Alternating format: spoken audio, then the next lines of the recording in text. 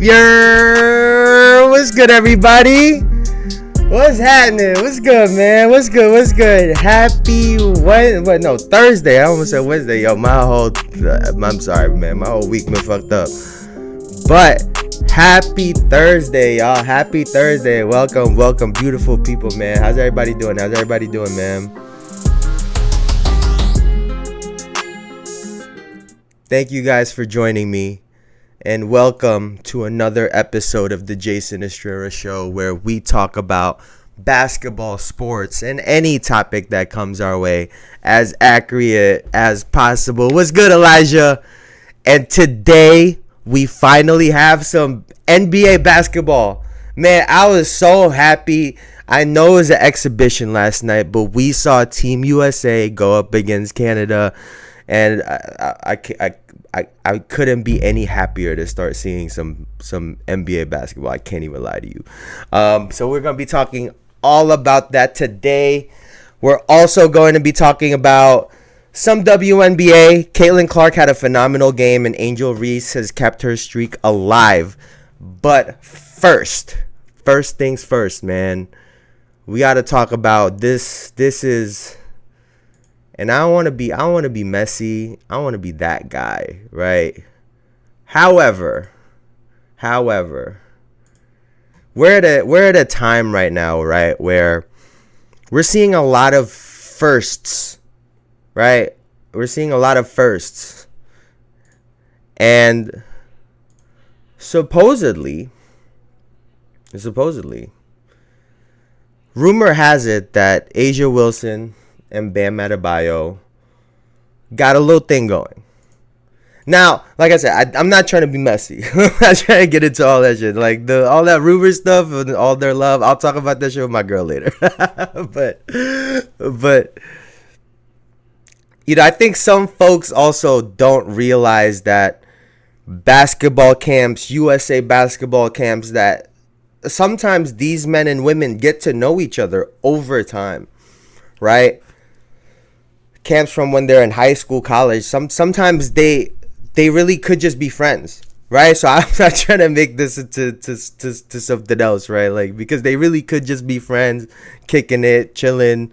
I was watching the interview with A'ja Wilson and Tatum, and she was talking about she don't play no video games, she don't do none of that shit. Interviews I've seen of Bam Adebayo and the way he's grown up, he not no video game, he's straightforward. Honestly, they kind of play kind of similar if you like kind of think about it. Like, it's like they're both athletic, but they're not super fast. Everything is kind of like smooth. Yeah, man. Yeah. And they both play with a lot of force. So maybe they very well could just be friends. So I'm not trying to. A photo don't mean shit. What I will say is this, though. This is beyond them, right? I'm not even talking about them anymore. Will athletes start making super babies? Now listen. We are seeing LeBron James with Bronny coming into the NBA. Jason Tatum has spoken about a program to try to get Deuce on a path to go to the NBA. And what better way to have a child that has a good chance than to to be with another athlete? Like, don't that logically make sense? Freight married T. Cooper. Wait, who Freight? Freight who?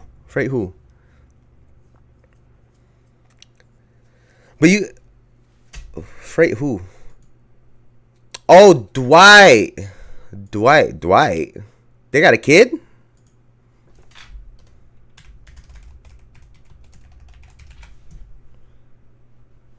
Do they got a kid, though?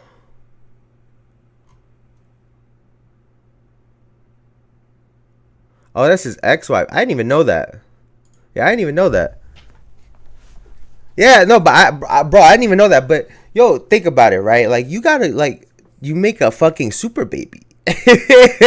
Like you just make a super big, like you put your kid in a great spot to go make millions of dollars. I feel like it makes a lot of sense. No.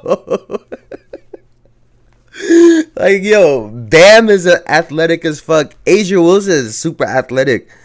Both can hoop like shit. Just as an example. But yo, they should just fucking start trying making some super babies, bro. Like, it's an investment. Think about it.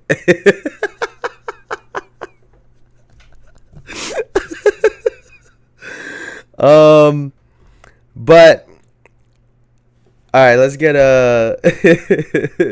before we get into Team USA, let's go talk a little bit about some WNBA stuff. So last night we saw, where is that fucking sound coming from? We saw the Indiana Fever. Well, it wasn't even. I'm gonna have a fucking thing about this in a little bit too. The scheduling, dog. What are they doing? Like, what the fuck, bro? There was a game at 10:30 in the morning, bro. What are we doing? I agree. Super babies is the wave. They should fucking do it. But bro, a 10:30 a.m. game, nah, they're fucking bugging. But anyway. The Indiana Fever lose to the Washington Mystics 89-84, and Caitlin Clark was balling. She had 29 points with 13 assists and 5 rebounds and 5 steals with 3 block shots. I mean, like, bro, come on. 7 of 14 from the field, 5 of 9 from 3, 10 of 11 from the free throw line. For the Mystics, Ariel Atkins had 26 points, 10 of 17 from the field, 1 of 3 from 3, 5 of 6 from the line, to go with 3 rebounds, 3 assists, 3 steals, and a block. And they were down I think they were down 21 points going into the fourth quarter and made a fucking comeback, and that shit was crazy. So let's take a look at how this broke down. No, let's not do this one. Let's do this.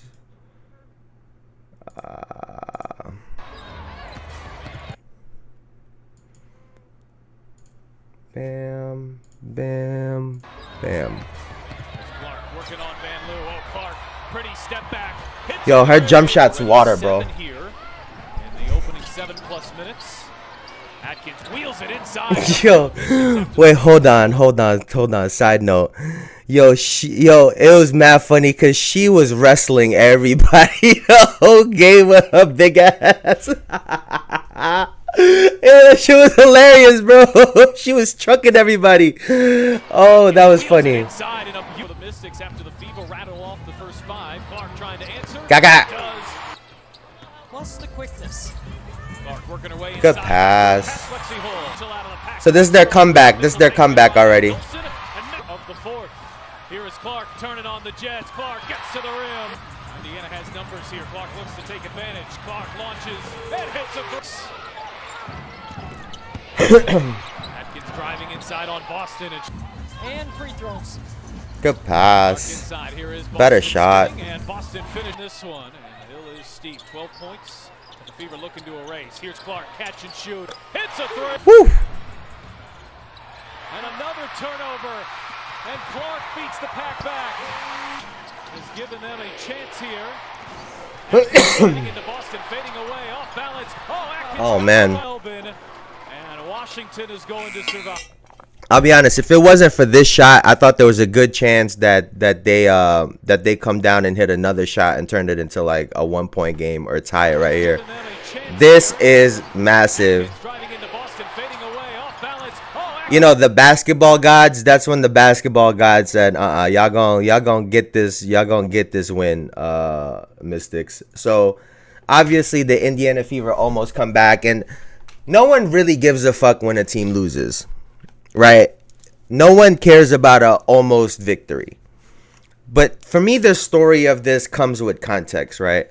They had just barely beaten the New York Liberty, I believe it was Friday night. And Sabrina after that game was talking about how, oh, every time they play us, it's like the Super Bowl, and for us, it's another game. To kind of say, like, they got to play really hard just to get this fucking little couple point victory. And the story going into this game, because the Mystics are, let me take a look at the standings again. They are 10th in the WNBA, so they are 2 spots below the Fever. They are 6-17 on the season. So obviously from the top of the NBA with the Liberty to the bottom with the Mystics. And the Fever, we're talking about not having a letdown, right? Because you want to be consistent and beat the teams that you're supposed to beat. But the reality is they're not a great team, right? So inconsistencies is a part of it, but their ability to come back, and Caitlin Clark, she had 15 points in that fourth quarter. She was just getting buckets, getting to the free throw line, being aggressive. That's a victory in itself, and that's something to take away from the game. Yes, you lost the game, but the fact that they didn't lay down and just take defeat, got it to within 3 points. And like I said, if she don't hit that shot, the way the game was going, there was a good chance the Fever come down the floor and get a good shot off. And obviously that doesn't happen. And, you know, the game is the game, because what? They ended up losing 89-84. So, yeah, there you go. But, you know, it was good to see that. It was good to see that. You want to see how teams respond when they're down. And They almost got there. And I always talk about teams gassing out, because when you're down 20 points, the amount of effort it takes just to get back, sometimes you just, those extra 2 shots that you got to make, your legs just don't got it. Your legs just don't got it. And that's your own damn fault for being down 21 points to begin with. But on the other end, for the other rookie, and now the number 1 rookie, in terms of the Rookie of the Year leaderboards, the Chicago Sky took on the Atlanta Dream, and Angel Reese was able to keep her double-double streak alive. She ended up with 11 points and 13 rebounds to go with 2 assists, 3 steals, and 2 block shots. She shot 4 of 9 from the field and 3 of 4 from the free throw line. Kennedy Carter also had 19 points, 9 of 21 from the field, 1 of 2 from 3, 5 rebounds, 5 assists with 1 steal and 1 block. Bro, she is nice. Kennedy Carter can fucking hoop. And then on the other side for the Dream, Alicia Gray had 20 points with 6 rebounds, 1 assist, a steal, and 2 block shots. She shot 9 of 19 from the field, 1 of 5 from 3, 1 of 2 from the line. So let's take a look at how this game turned out.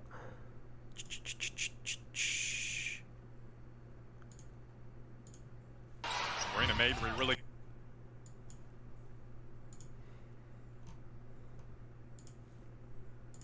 Serena Mabry really came out firing on Sunday against Seattle in that loss. Angel Reese. How y'all doing, man? How y'all doing? How's everybody's Thursday? We almost at the weekend. Sidestep, little Euro move and a pretty finish. Your kid getting a glimpse of the W today. Both teams do have that mindset. Evans in the game now. She like just stacking boards with ease. And now Cash. Love that. We just might up everyone. Kennedy Carter. Yo, she is fast as fuck, boy. She turned the Jets on. Oh my God. Tough to stay up. Goes at Allen. Down low to Hillman. Swiped away in the paint. Hillman recorrals it. One of the best rebounders on the Dream. Set up a. Mabry, no hesitation on that for it.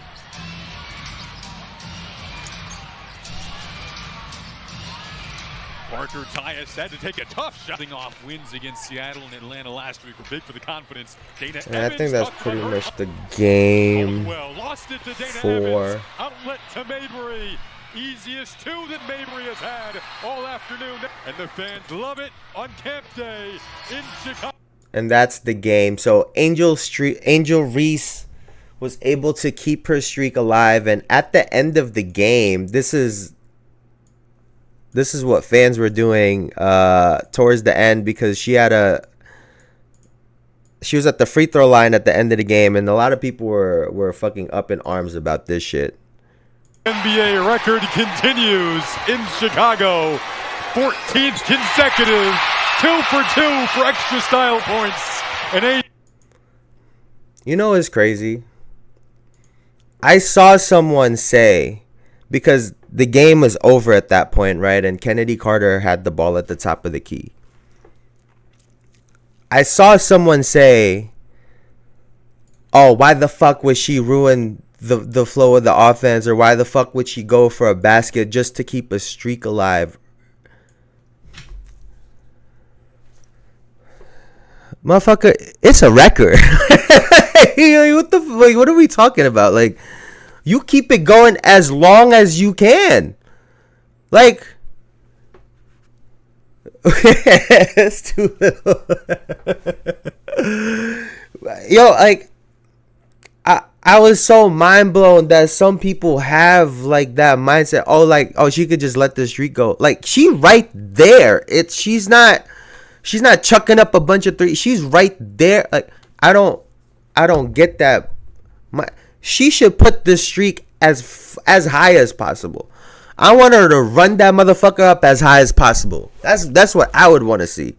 I'm be honest with you. Like, because that's good for the sport, in my opinion. That's good for the sport. And then you look down 10, 15 years later, you're like, wait a second. Wait, hold on. Angel Reese had how many straight games of double-doubles? Some Wilt Chamberlain shit. Like, yeah, run that shit up. Yeah, run that shit up, man. Fuck. Everybody, like, bitching and moaning about, oh, she's stat padding. Motherfucker, you go and get 13 rebounds. You go do that. And tell me if it's stat padding after your ass out of breath trying to go get 4 rebounds. Like, come on, man. Go get your record, set the bar. Yeah, like, yo, a lot of these, everyone's saying, oh, she grabbed she grabbed the rebounds off her own shots. I could tell, right? I could tell a lot of y'all that comment that have never tried to jump 4 consecutive times. Try it one time. Try it. Wow. Oh, and then you add the fact that there's other motherfuckers around you trying to get the ball too. See how that goes for you. Like, it's just not easy. Like, I get that her game is not polished, but that's just not easy. Now, and to add on to that point, right? She hit 2 jump shots that game. She only hit 4 shots, but 2 of them were jumpers, because she's shown that, you know, if she's not posting up and then people try to play her a little bit tight, that she could put the ball on the floor and get to the rim and get to a spin move. And now that they're giving her space, she's taking the shot. So she's showing an ability to grow her game in the short amount of time that she's had in the WNBA. So I want to give her that credit, because it shows not necessarily that she's grown exponentially, but the fact that she's able to recognize these things and adjust on the fly, right? It shows a care for the game. It shows a study.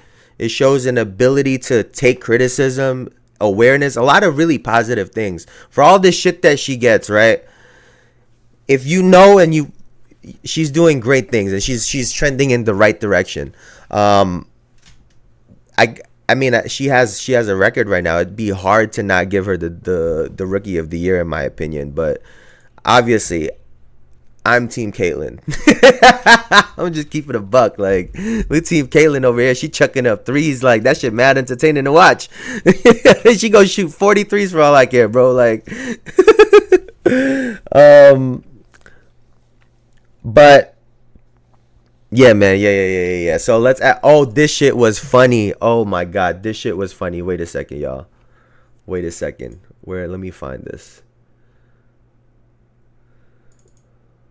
Let me see. Okay. Cool. Bro. Wait, have y'all seen this? So So Montrezl Harrell has, I don't know where he was I guess in a interview or a podcast talking about an incident that happened with Paul George on the Clippers. He said, I say, bro, that's a switch P. He said, no, I thought, and then Trez cuts him off. And I'm like, bro, ain't no I thought. Everybody in this shit knows the coverage but you.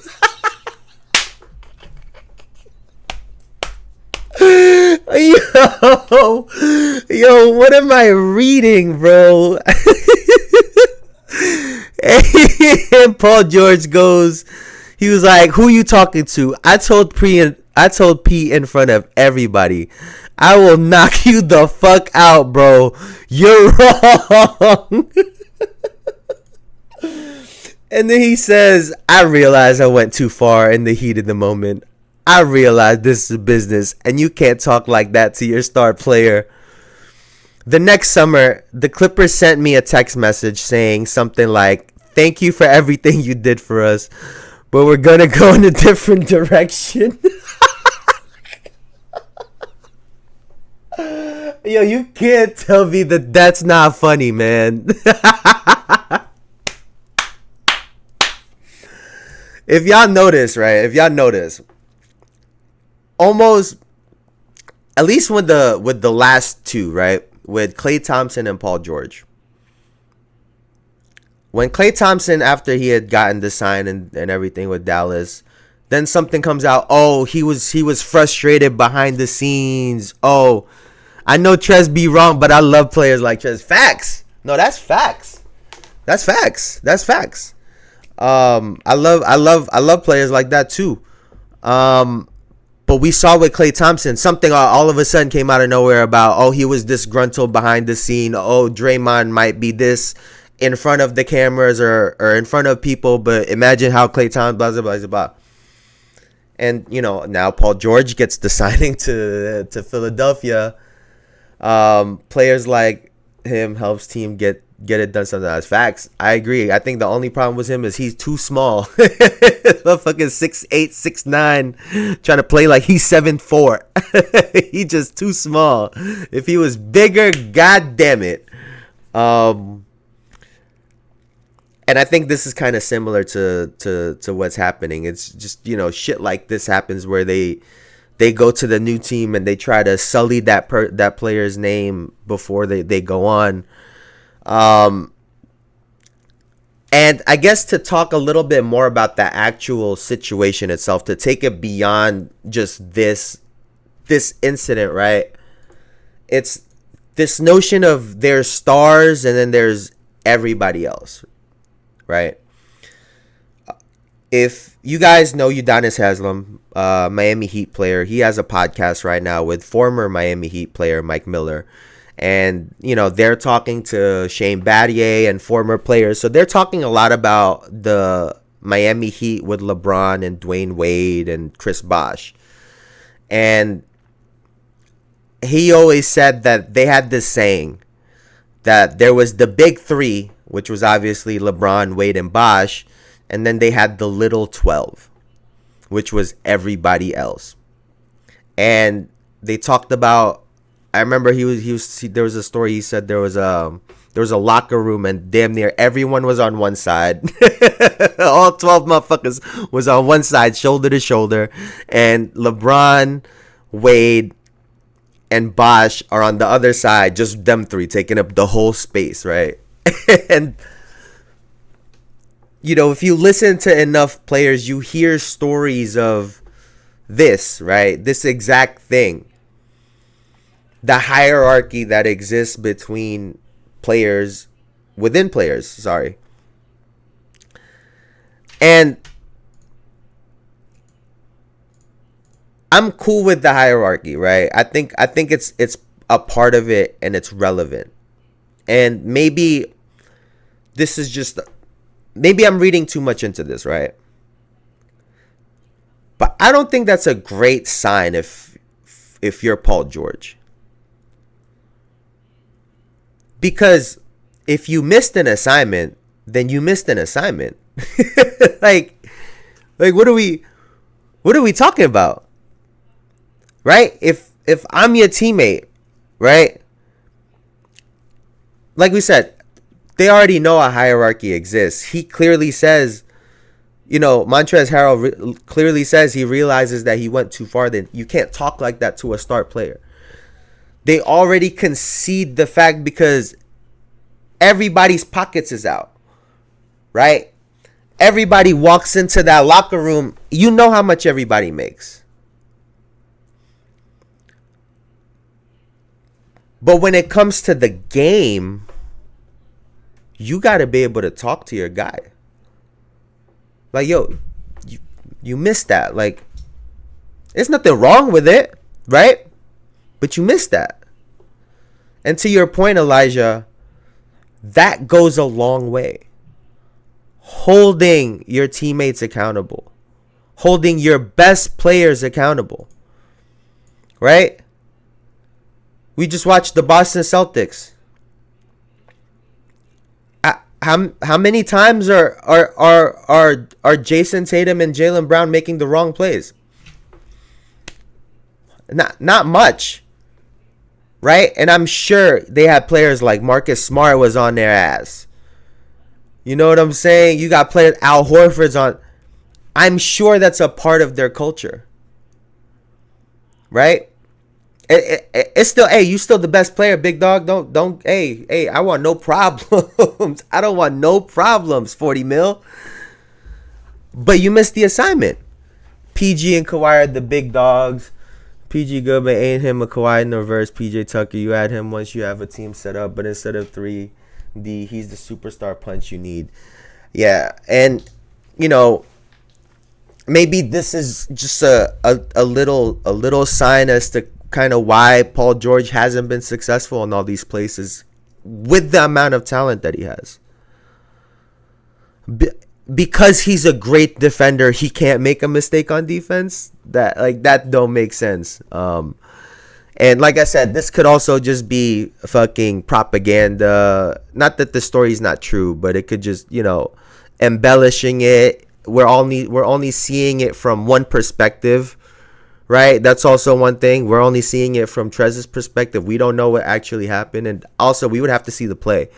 So yeah, man. But that's just my take on it. Now, let me see where which one did I switch this to? All right, I think this is the next topic, bro.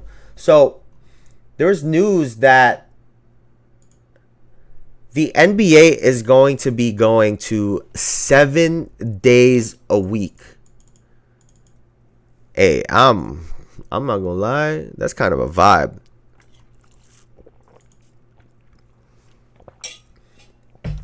So reports are starting in 2025, 2026. What is this?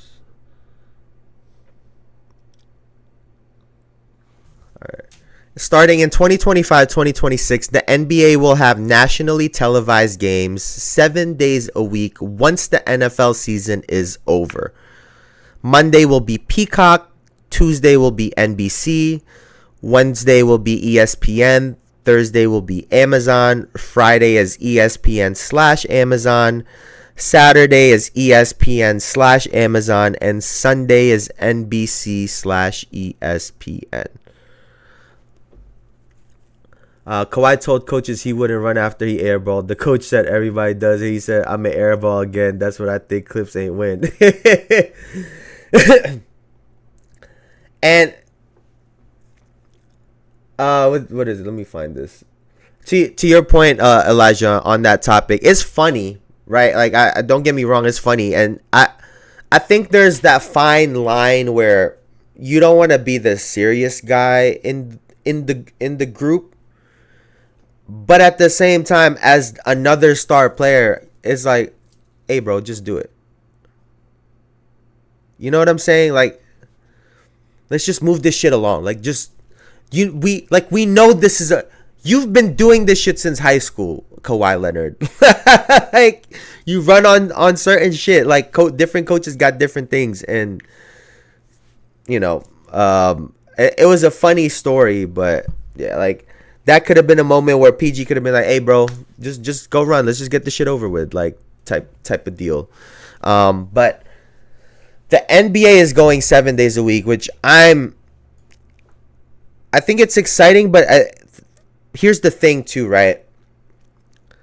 Obviously, with the amount of money that's coming into the NBA, a part of this is they need to recoup that bread. Like, you can't pay all of these players $50 million a year and not have more games on. Now, I had covered this right before the start of the playoffs, but this past season was a record-breaking year in terms of sold-out games and attendances. The amount of people that were going into NBA games was incredible, right? So this doesn't surprise me, them moving it to 7 days a week after football, so it's not the entire year either, right? And to the people out there that are saying, "Oh, well, TV numbers are down and da da da da da are down," I'm so sorry to let you know this if that's the way you think. I hate to be the person to break this news to you, right? Because it is 2024. People don't watch games on TV no more. At least not a majority of people. There was a clip of LeBron James at a high school game, and they had the game getting streamed on the laptop. And I'm not going to say the name of it, but it wasn't NBA.com. So when you add all of those streams, when you add the fact that people are watching more highlights than ever, it's not just, you gotta think, right? Before, highlights, the numbers were only on YouTube, right? Like if you wanted to go watch a player's highlights, you would have to go on YouTube and then you would look it up, and so those numbers on YouTube were pretty much the only. I know the deal.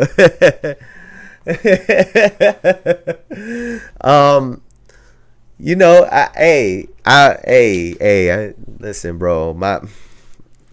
I can't believe LeBron let that happen, dog. You got to be smarter than that, big homie. Like, when you out, you got to have and that's how you know he cheap. But anyway, like, those numbers are skewed. Like, if you looking at TV numbers in 2024 talking about they're low, motherfucker, you're missing the point. Like, the NBA and basketball in general is as popular as it's ever been. As it's ever been. Bro, I ain't paying for 7 services. Yeah, well, neither is LeBron, apparently. But yeah, so this, they got to make some money back.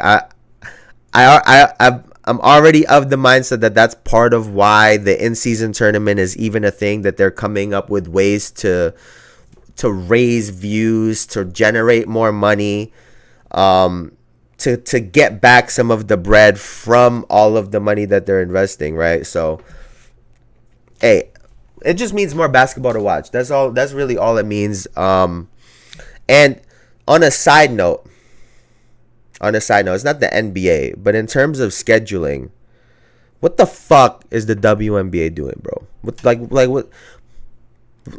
the fuck? This week, so they had no game on Monday, one game on Tuesday, and then decided on the same day as Team USA is playing, on the same day, decided to have 4 games on. And you can't watch games for the blackouts. Like, I'm not the biggest Pistons fan, but there was a time where I did want to watch and couldn't. That's also, that's a big deal. Like, Cade Cunningham is nice. Like, it is what it is, and he's about to get signed to an extension too. But like, the scheduling for the WNBA, like, what are you guys doing? Put some games on a Monday night. Put another game on a Tuesday. Like, 10:30 a.m. You're trying to have the next generation, the youth, watch it. They're in fucking school. Well, actually, it's the summertime. They're in fucking summer camp. Or better yet, they're sleeping. Like, fuck. But maybe there's some on their end on the numbers that they know that I don't. But I don't know. I thought that was just kind of odd. Maybe they were trying to. They knew that a lot of people were looking for basketball on Wednesday, and they're trying to get a bunch of eyes on it. But a 10:30 a.m. game is crazy. Like, the first game wasn't even like a 1 o'clock game. Like, bro. Like 10 a.m. Like, it's not an overseas game. It's not an Olympic. It's a regular season game at 10 a.m. Like, bro. Bro, I was tweaking. I was like, wait, what? I got a notification on my phone and I said, that can't be right. I was like, this game got to be from last night. And then that shit said live. I was like, oh, hell no. I wouldn't even get out for a 10 a.m. game. Most people show up late for the NBA 12 tip-off. That's fact. That should be half empty till the middle of the second quarter. Like, people are having breakfast still at that time. They're not watching the game yet. They read it. They like what are we doing, bro? Now, I'm going to put this before. Oh, I think this. Did y'all see this? Because let me make sure this is the next one. Did y'all see this? Before they had like because it's the 50th anniversary for Team USA, and Obama they had done like some dinner or something or some event, and Obama was there with them. Nah, y'all gotta see this. This shit funny, dog. Y'all know the Key and Peele skit where he dapping up everybody, and then when he get to the white folk, he shake their hand. It's just funny, dog. Yo, he got a great sense of humor. Play.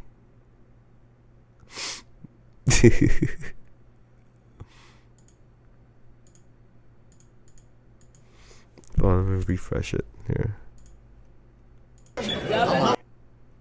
No. Good to see you, man. See you alone. Almost years. Got my vote.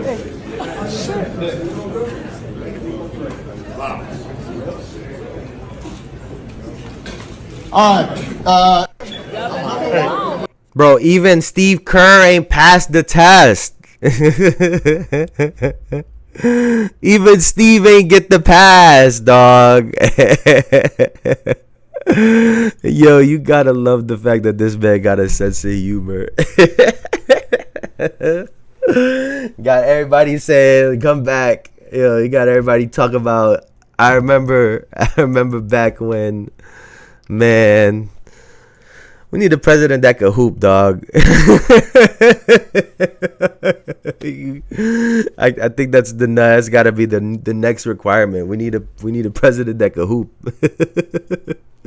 But nah, that's cool. He has that much respect. Yeah, that was swaggy, and it was so clear cut.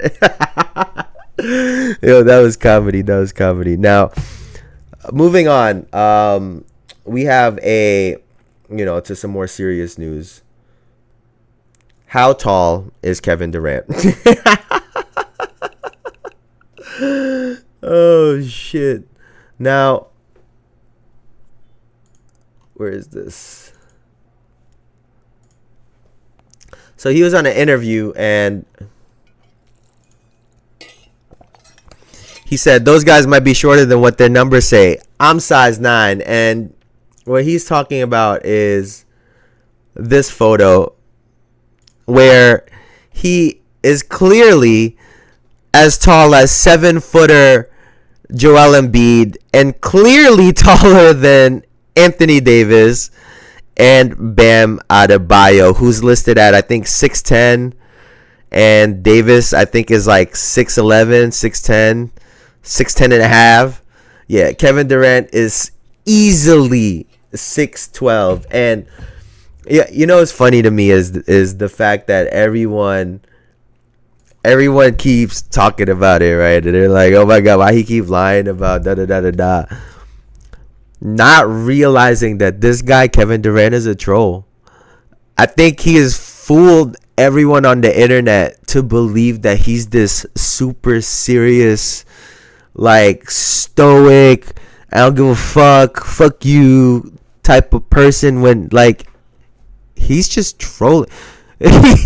He know damn well why he's so good, and a part of it is because he's 7 feet tall and everyone knows it. Like everyone knows it, and it's okay, and he keeps trolling everyone, and everyone keeps falling for the bait. We've been known this is old news. Like they did this the last time. Like we went over this already. we did this with DeMarcus Cousins.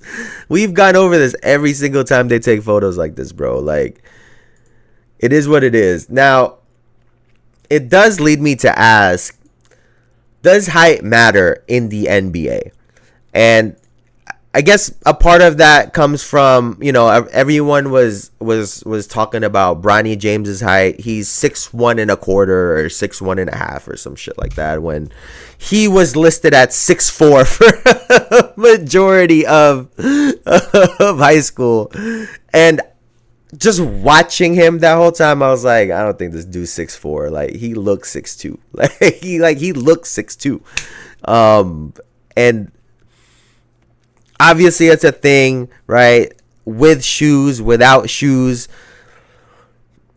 Originally, a part of it was position, right? When you reach 7 feet tall and you were considered a center. That Kevin Garnett was the originator of this, right? He used to the original 6'12". That man knew damn well he was 7 feet tall. I wanted to tell everyone he was 6'11". Like, dog, we see you. Like, we could see you. You know that, right? Like, we could see you in real life. You're 7 feet tall. You want to lie to us? Like, what the fuck? And certain players back then, if you were more of a wing player, right, a small forward, if you're 6'9", 6'10", they would slide you to the power forward, make you have to put on some muscle. So now you lose your athleticism, you lose your agility, and now you become a pick setting player. And especially back then, certain positions and certain roles in the NBA is dead ends. Meaning you can't do shit. Like, you shoot when you are told to shoot, basically. And obviously the game has evolved, right, to where now we have, and I think this is the funniest shit, right? We have point guards now playing shooting guard. Now the shooting guard is playing small forward. Now the small forward is playing power forward, and the power forward is playing center. And then the team is like, oh shit, we need a point guard. So then they go and get a point guard. And then they look around and wonder why the fuck this shit's not working. And it's because, motherfucker, no one is playing the right position. Like, and we've gotten to this point now where everyone is so in love with height because they think that height means positionless basketball, when the reality is positionless basketball is not a real thing. I'm sorry to break it to people, right? But positionless it's not a real thing. You know what is a real thing? When you go on 2K and when you go on the players' stats and their attributes and shit, right? Or their vitals, I think is what it's called. And you look at their position, there's primary position and there's a secondary position, because a lot of players have a position that they prefer and that they're better at, and their weaker attributes, they can potentially play a different position, or sometimes they can't even play another position. Don't tell who. Don't tell Basi that.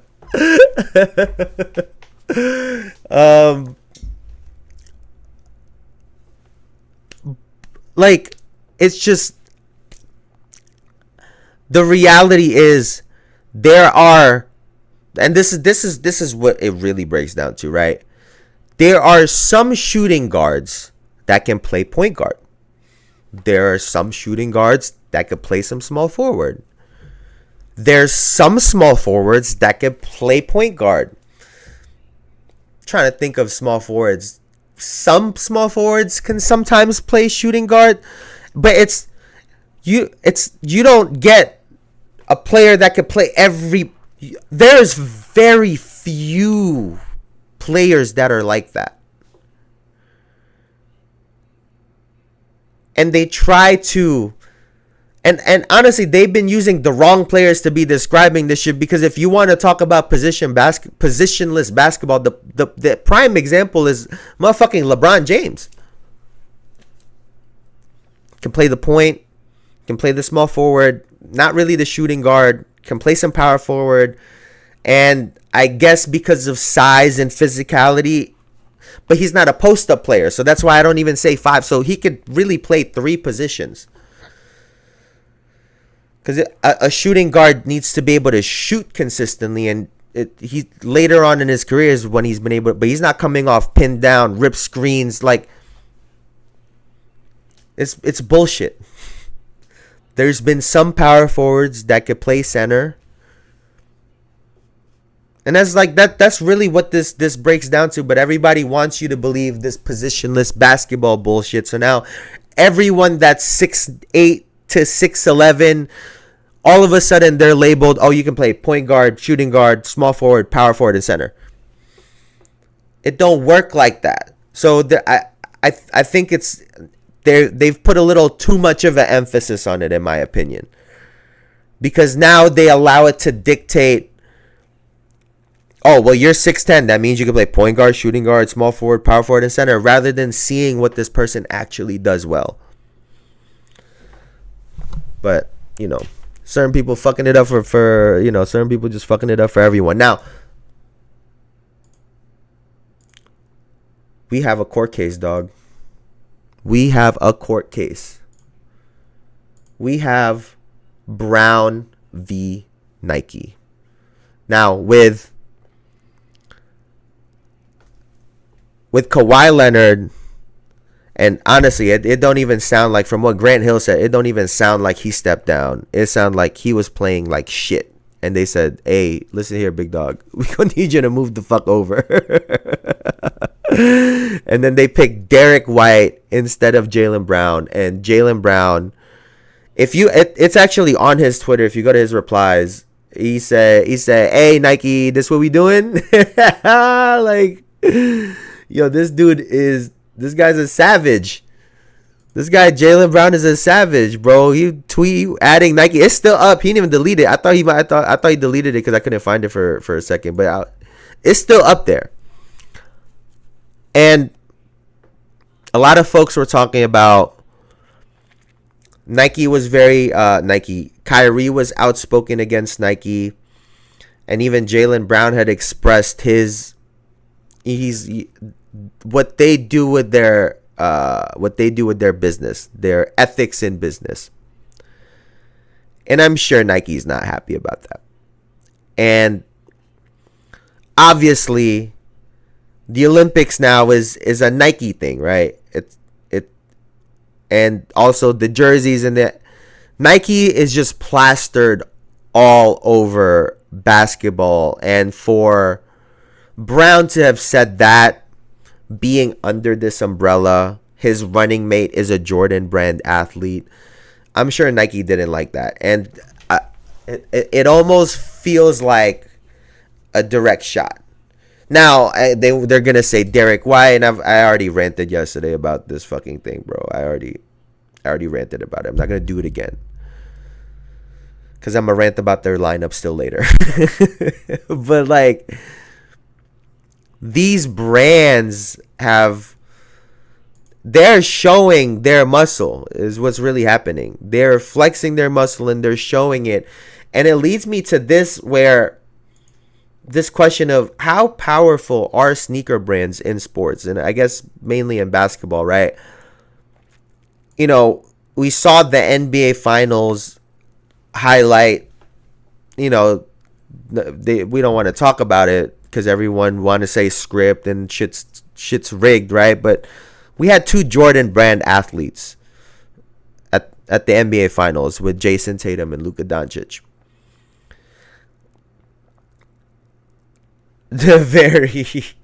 And even beyond that, all of the sneaker cams in high school, college, they have money, power, social power, yeah. And nowadays when you're in high school, you're basically damn near signed to some of these teams, because if you're in USA basketball early, in that program early, that means Nike's already looking at you. If you're getting into certain Adidas camps or certain Nike camps, for the most part in this day and age, players aren't going to both. So they almost get streamlined towards these brands, right? And obviously Nike for a long time has had a grip on this. And obviously, I love Nike. I'm a Nike guy, but this is kind of dangerous, because now you're taking away opportunities from deserving guys like a Jaylen Brown, if this is the reality of what's going on.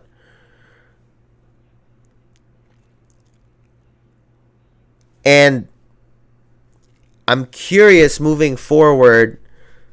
For example, a player like Anthony Edwards, how far is he going to keep going in the NBA? Will he become the face, being an Adidas guy in a NBA where the jerseys are sold are made by Nike? We saw them take money and sway public opinion for Kanye and others. Just a neutral observation. Yeah, and and obviously someone like Kyrie Irving, who's a great player, and regardless of what you think about him, he has shown that tries to be a very positive individual, right? And everyone is allowed to have mistakes and grow and learn from it, in my opinion, right? But yeah, we saw what happened with Nike and him. We saw Adidas with Kanye. We've seen this time and again, right? And moving forward, I'm curious as to how prevalent will this be, because the NBA, as we're seeing it, is becoming more and more of a entertainment business, right? We joke about it all the time with the referees, but it really has become more and more of an entertainment business. We talked about it going 7 days a week. Players are making $50+ million. They're saying players are going to be making $100 million in probably like 10 years or so, which is crazy to think about. And so with it trending in that direction, will the game be, will it get dumbed down even more? And it's just some curious about, because it's a game that we love, right? It's a game that we love to watch, and I think that it's in a great spot right now. So don't let this like negative tone fool you. I do think the game is in a great spot, and I want to see where it ends up moving forward. Now, to keep talking about some brands, reportedly, where is this? Reportedly, Anthony Edwards is signing an 8-figure extension with Adidas. Now, I was of the mindset that if you're Anthony Edwards and you want to be the best player in the league and you want to follow these guys' footsteps, he's talked about it with joining the Olympic team. They're like, why did you join them? And he said all the greats have done it. Jordan, Kobe were the 2 players that he had mentioned, and they went in this route. I could tell you what route they didn't go. That was the Adidas route. And I had already spoken about this. I've felt for a while that Anthony that Anthony Edwards, sorry, should leave Adidas. I'm gonna just keep it all the way 100. That even with the shoes that came out, I like his shoes a lot. I think they look great. I love the marketing, taking from the Michael Jordan stuff, right? It was clever. I think companies and jobs are too powerful.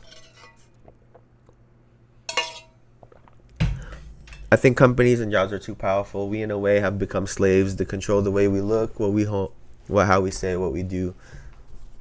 Yeah, in a way, yeah. And I guess also to an extent, Elijah, like some of these guys, like these players, for example, when you are getting paid so much money under these brands and companies, if you watch the UFC, you hear it all the time. They're company men. They're good company men. You move in accord with the company that's paying you the bread, and I'm sure a lot of folks would do the same thing. So, but we are in a time like that. But we are also in a time where I feel like a lot of people are more outspoken, trying to take control of their lives, their careers, their destinies, as opposed to maybe the last 20 years. So let's see where that trend moves. But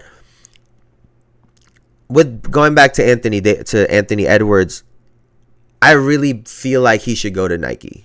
I've felt like this for a while now because, for example, my mom's company gets her a company car and forcing her to get an electric car. She doesn't want to do it for multiple reasons, being drives to big cities like Detroit and would.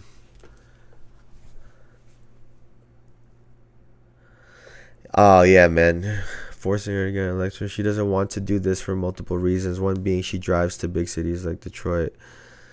Yeah. But, hey, man, everyone's have to sit by herself while it charges. She has no choice. Unfortunately, it's what the company wants. Yeah. I mean, unfortunately, in that situation, you really are at the mercy of whatever the company wants for you in that situation, because they're paying for it, right? Yeah, man.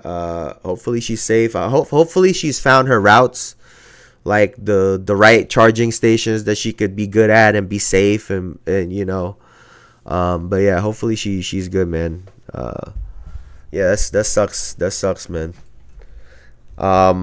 And I guess that connects now, right, to Anthony Edwards, where now you're a slave to this brand's decision making, right? Your career is now at the mercy of Adidas. And if history serves us, if we look at history, the way that they've handled Derrick Rose, the way that they've handled Kevin Garnett, the way that they've handled Tim Duncan, anyone that you could think of, right? Even a Damian Lillard, James Harden, it's never, they're unable to sustain success. They can make a good thing here and there, but to sustain it over a long period of time, they have a real difficult time in doing that. And aside from that, let's call it what it is. Adidas has fewer athletes than Nike, obviously. And with those fewer athletes, a lot of them historically have gotten injured. Whether it was Tracy McGrady, Gilbert Arenas, Kevin Garnett at one point had gotten injured as well. Like, we've seen Damian Lillard has been injured. We've seen this ending before. And the fact that he said it, I'm doing what the greats are doing. Well, the greats went to Nike. And if you don't want to follow like Jordan's footsteps, for example, where the logo and the name says Jordan and it's not your name, then the second best option is to go the Nike route, because then they can have a brand and a logo just for you. So I'm not gonna lie, I think this hurts him in the long run when it comes to trying to become the face of the NBA, the best player. He could still be the best player in the league, but when it comes to being the face of it, I think they're, I don't know. It'll be difficult. It will be difficult, man. But moving on, because we've done all this yapping and we ain't even get to the game yet. So let's get to this game.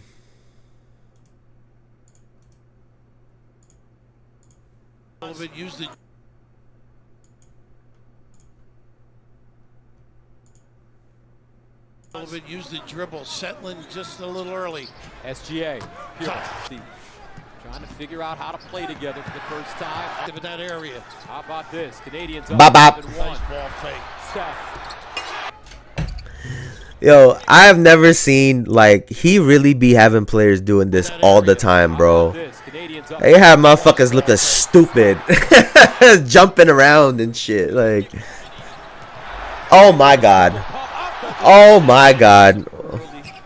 Can we see that one more time? Edwards double pump up the glass and taking off some early rust. Edwards. Good pass. Bam on that ball screen.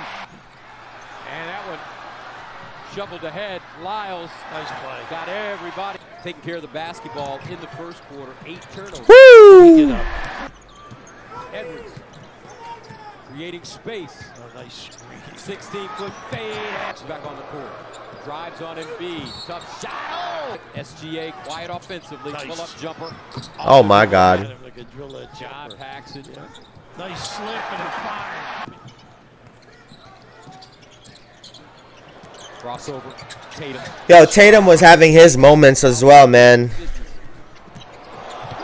Woo! The rebounding. We won the rebound. Wait, can we see that one more time? That was clean.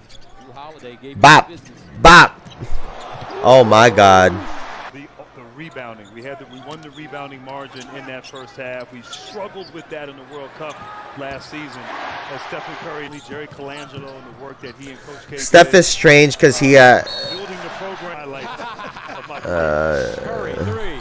He's on a run right now. Steph is strange because case don't sell out for threes is what we are taught, but if you don't for Steph, he's gonna get off. You have to sell out while being disciplined. Yeah, man, he is such a tough assignment, dog. Look at that kid. Like, Alexander Walker out flat. Taps around. Americans with this was a great moment. Oh wait, we missed the I mean, I guess everybody's seen that Bron Steph alley-oop already a million times at this point. position. Takes a 3. So, Team USA beat Canada 86-72, and leading the way in points was Anthony Edwards off the bench, who had 13 points, went 6 of 10 from the field, 1 of 2 from 3, and following him up was Steph Curry, who had 12 points. Right behind him was Drew Holiday, and behind him was Anthony Edwards. And for Canada, let me see how they did. Shea had 10. Dylan Brooks had 10, 12. Yeah, so, you know, it was just... My reaction is that it was an exhibition game. Like, it was an exhibition game. They're obviously rusty. They a lot fumbling the ball, the reads, you could tell their timings are off. A part of that is from not playing, and a part of that is from not playing with these guys, right? Don't like how they did Corey Joseph. What happened to Corey Joseph? Let me see. What is... Now, this is the other part too, right? That in the beginning of the game is kind of similar to all-star games. When you get all of these stars on the court, no one wants to step on each other, on anyone's toes, right? No one wants to be labeled the ball hog, when the reality is you're all ball hogs. like, what are you so worried about? Everyone on this team is a ball hog in their own right. But nobody wants to be the biggest ball hog, right? So that's what part of what you see early in that game is. No one wants to overstep boundaries. They play reserved and docile. And it wasn't until he just gave a lot to him and played while they struggled. Now they're good and don't even invite him to camp. Oh, that's tough. And then I remember like on the broadcast last night they kept saying, "Oh, this is the greatest team ever assembled by Canada." Meanwhile, yeah, Corey Joseph was a bucket too. Like, sheesh, that's tough, man. Yeah, man. You gotta feel for Corey, man. Yeah, like all the politics with these teams, like it sucks sometimes. Like it sucks. But to Team USA, right? It takes up one player to get everyone out of that line of thinking and to settle in, and obviously Steph did a good job of stopping the bleeding by hitting that three, but it really wasn't until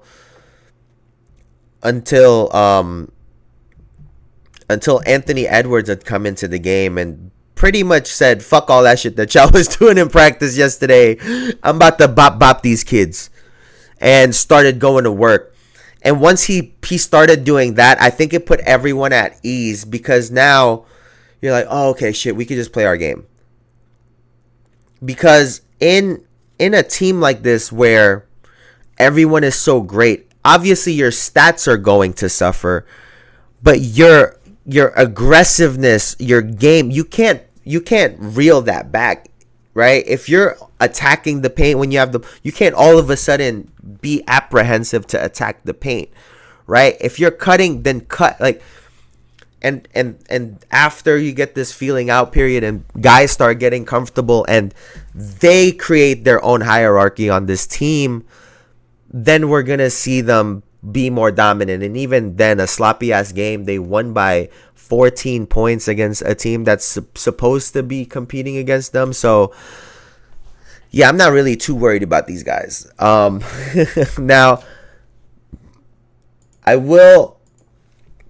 what I will do is I will give myself some gas, because what I said the other day when everybody was talking about who will be the number one option, who's going to lead the team in points, I said, I think based on what I'm envisioning these guys and the way that they could and should play, that Anthony Edwards and Steph Curry would be able to lead them in that aspect. And it's because you have a LeBron James he's always gotten his points even in Olympics play and even in the NBA, but this is why everyone calls him he's a great point guard. And we're seeing, especially last night, he was probing, he was more in a reserved role trying to get everyone involved. And when you have a Steph Curry who could shoot off the catch, and you have an Anthony Edwards who can attack off of the catch, it puts them in spots where they could just catch and score. And that's why I think they can have success and lead the team in scoring. And they showed that last night. They showed it in their flashes. And it to me, it's not necessarily they're the best player. I don't think that necessarily has anything to do with it. It's just the style of the game. They play fast. You can get those shots for Anthony Edwards and Steph Curry. Anthony Edwards, fast as fuck, right? You saw how quickly he got from the logo to the rim in that first layup, that reverse layup. It was off of just a tween, and he just went. There wasn't a real move. He just tweened and went. And in a team like this where you have so many great players, in terms of sacrificing, what you do have to sacrifice is the dribbles. You can't be out there fucking on an island bopping everything, right? You have to be able to do a move and get to a spot and do your thing. And Anthony Edwards and Steph Curry, to me, does that extremely well. So it's no surprise to me that they led the way in scoring, even with Anthony Edwards off the bench. Yeah. That shit didn't surprise me at all. Now,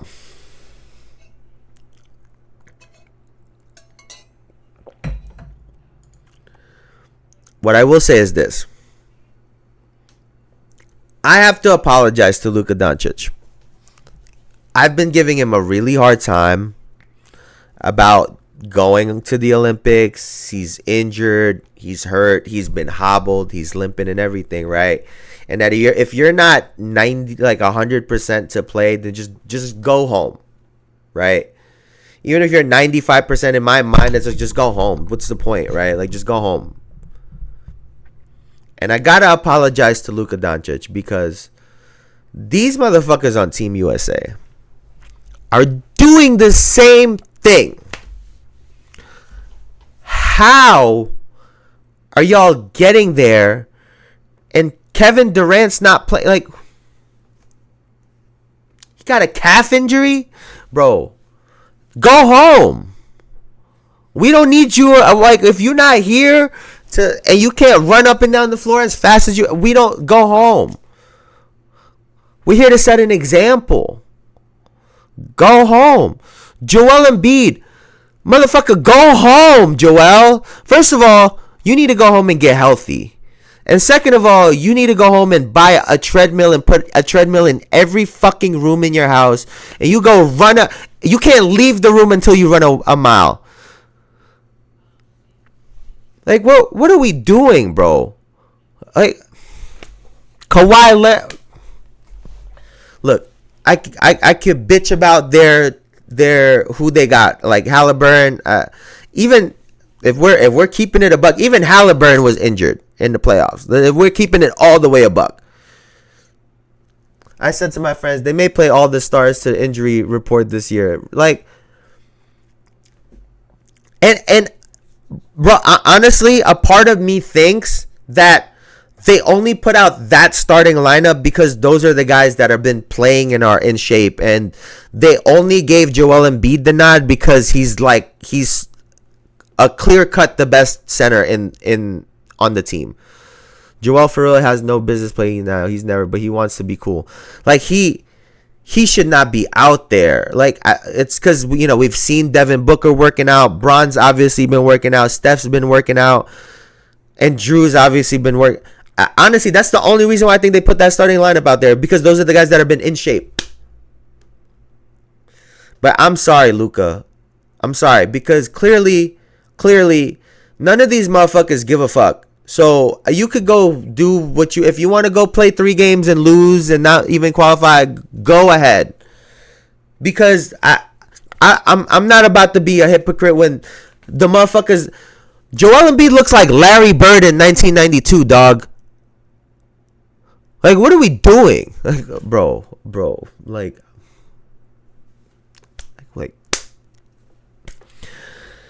Which leads me to this next point. The lineups. The lineup that I had was Steph Curry, Anthony Edwards, LeBron James, Jayson Tatum, and I was saying Joel because assuming he's healthy, but I was of the mindset that he probably won't even play, and it's going to be Anthony Davis is pretty much the starter. So Steph Curry, Anthony Edwards, LeBron, Tatum, and Anthony Davis was my starting lineup. And these motherfuckers had Drew Holiday, Steph Curry, Devin Booker, LeBron, and Joel Embiid. And I said, are you dead ass? And if you notice, if you watch the game, almost every time that starting lineup was on the floor, Canada would start coming back.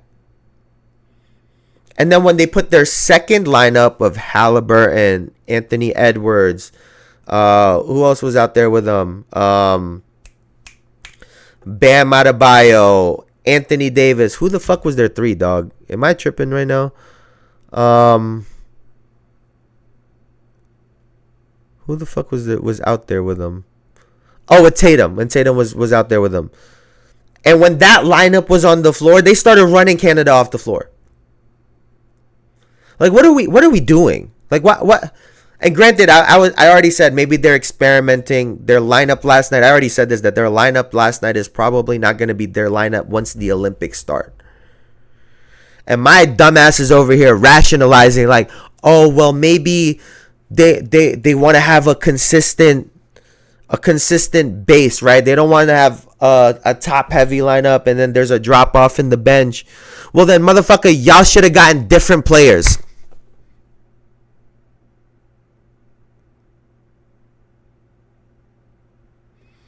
If Kevin Durant is not healthy, you should have gotten Paolo Banchero.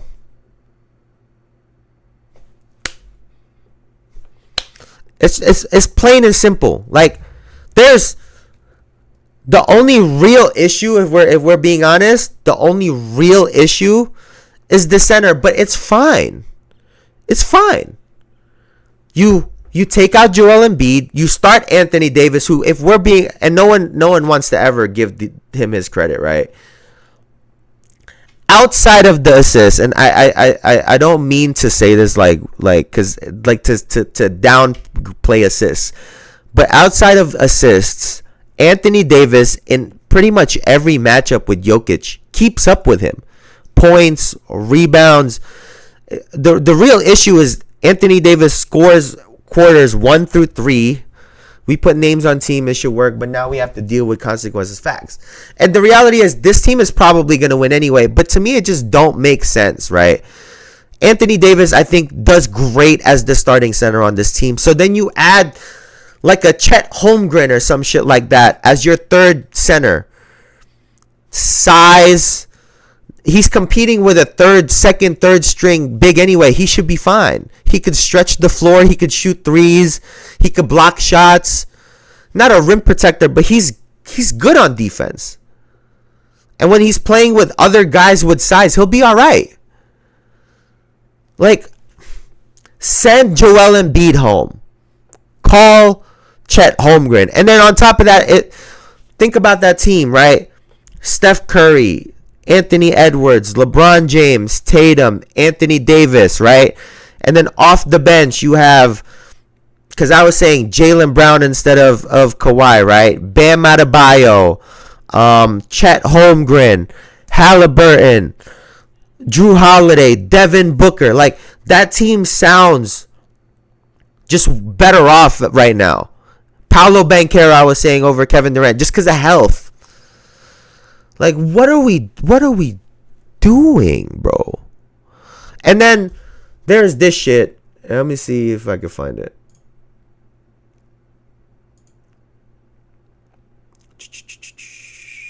Wait, where the fuck?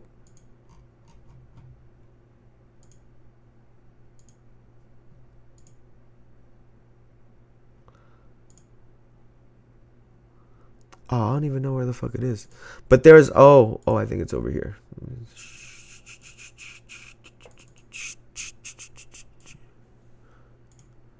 With fucking Joel Embiid. Bro, this guy just be talking sometimes. I swear to God.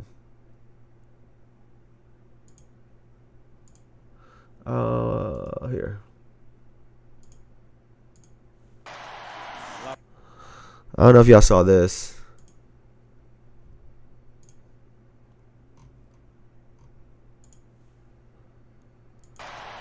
LeBron James. Look at this kid. He's fearless, isn't he? See that push? Oh, we got like, yo, this guy just out there fucking kung fu fighting. He fouled out, what was it, in 12 minutes, right? He fouled out in 12 minutes. Like, we don't, and everyone's saying he's gonna adjust, dog. He don't look healthy. Just go home. Go home. And to my other point now too is this, right?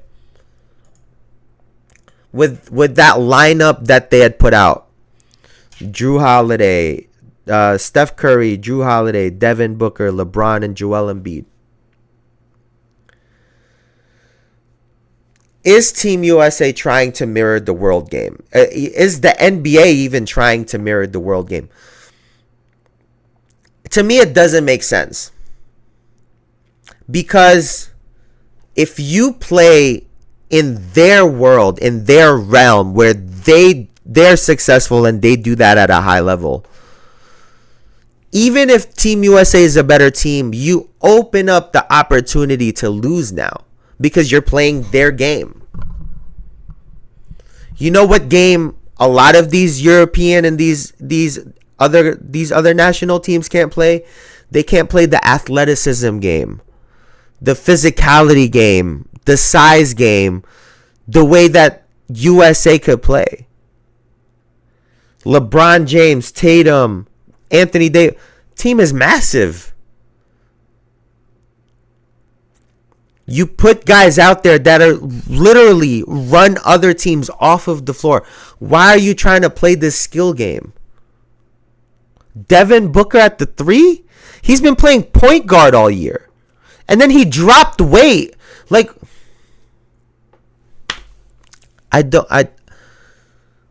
your advantage is size. And then when you get beyond the size, the athleticism, you're also more skilled than everyone. It's just, why would you just rely on the skill part? Use everything that y'all do well. Like, and like, maybe I'm nitpicking. Maybe they got maybe they have some fucking big brain plan that's beyond me. But like right now, some of this shit is not making sense. And I'm gonna keep it a buck. I've been looking funny at Steve Kerr for a little bit now. I'm not gonna lie to you. I've been looking at Steve Kerr a little funny for a while now. Because no one ever talks about him with the Golden State Warriors.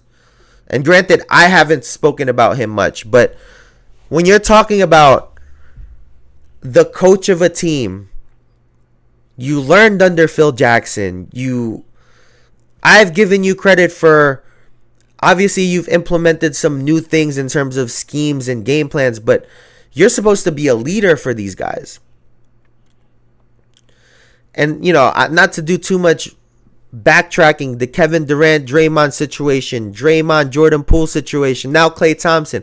It just seems like Steve Kerr don't have a handle on what's going on with the star players that he's had on his team. And now he's tasked with handling all the personalities on this USA team. And it seems, like I said, he could make this change. That lineup he put out last night to start the game, it looked like a lineup where you're trying to be too smart, where you think you're the smartest motherfucker in the room, that you got something. That second lineup was way better. Way better. And now imagine that lineup. Swap Halliburton out for Steph. Bam for LeBron. Like, I don't. Listen, man. I say this all the time. I don't know shit. I don't know shit about shit. I just talk. I don't know nothing, right?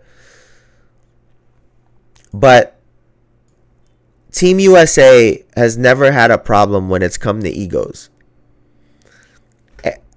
The only problem that's come with Team USA is when they don't have the best talent.